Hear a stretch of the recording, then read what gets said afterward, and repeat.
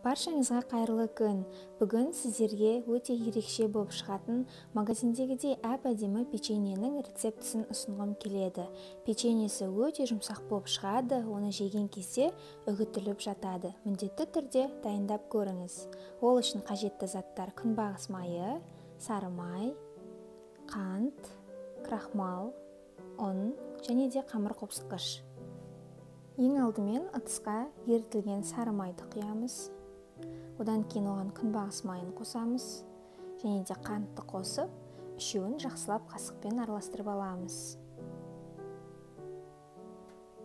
Содан соң електен өткізе отырып ұнды қосамыз. Барлық ұнды бірден қосып тастай берсеңіз болады. Содан кейін қасықпен бір рет тек жай араластырып аламыз.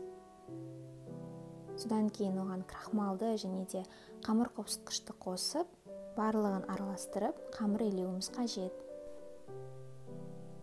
Осылай барлығын араластыра отырып, қолмен қамыр илейміз. Қамыр үгітіліп жатуы мүмкін, яғни толық барлығы бір-бірімен бірікпеуі мүмкін. Солай болып шықса алаңдамаңыз, ол өзі сондай болуы қажет. Содан соң қамырды алып, 16 кішкентай бөліктерге бөлеміз. Егер де қаласаңыз, теңдей етіп мен секілді весыйдың көмегімен өлшеп бөліп алсаңыз болады. Немесе көз мөлшермен де 16 кішкентай бөліктерге бөліп дайындап алсаңыз болады. Неке барлығы дайын.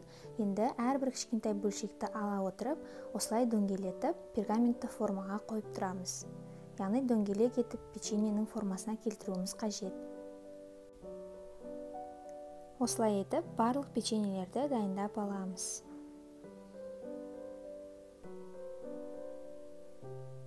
Содан соң дайын дөңгелек печеньелердің үстінен осылай саусақпен басып шығамыз. Және де вилкамен осындай узор қалдыруымыз қажет. Яғни үстінен баса отырып, әрбір печеньеге осындай із қалдырамыз. Ол әдемілік үшін вилканың орнына басқа нәрсе қолданам десеңіз де өз еркіңізде. Неке печеньелер дайын, осындай болып шығады. Содан соң оны 180 градус қызып тұрған пеште 20-25 минут бойы қызарғанға дейін пісіреміз.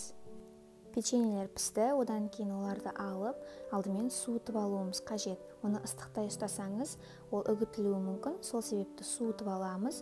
Ол толық суығаннан кейін барып, оның ортасына начинкасын жағамыз. Яғни печеньенің бір бөлшегін аламыз, содан кейін қасықпен осылай начинканы ортасына жағамыз, және де екінші бөлшегін оған теңдестіріп, осылай бір-біріне келтіреміз, жабыстырамыз. Содан соң әдемілік үшін осылай кокос жаңқасымен жан-жағына сеуіп шықсаңыз болады. Немесе оны сеппей, сол күйінде қалдыра берсеңіз де әдемі. Неке осылай барлық печеньелерді дайындап аламыз. Оның салмасы ретінде, яғни начинкасы ретінде қалаған нәрсеңізді қолдансаңыз болады. Ол крем болуы мүмкін, немесе менікі секілді вареная сгущенканы қолдансаңыз да болады. Және де кокос жаңқасын себу немесе сеппеу, ол да өзіңіздің қалауыңыз бойынша. Бірақ менің ойымша сепкен әдемірек болып шығады. Осылай етіп барлық печеньені дайындап аламыз. Бізде осы рецептпен 8 штук осындай дөңгелек печеньелер шығады.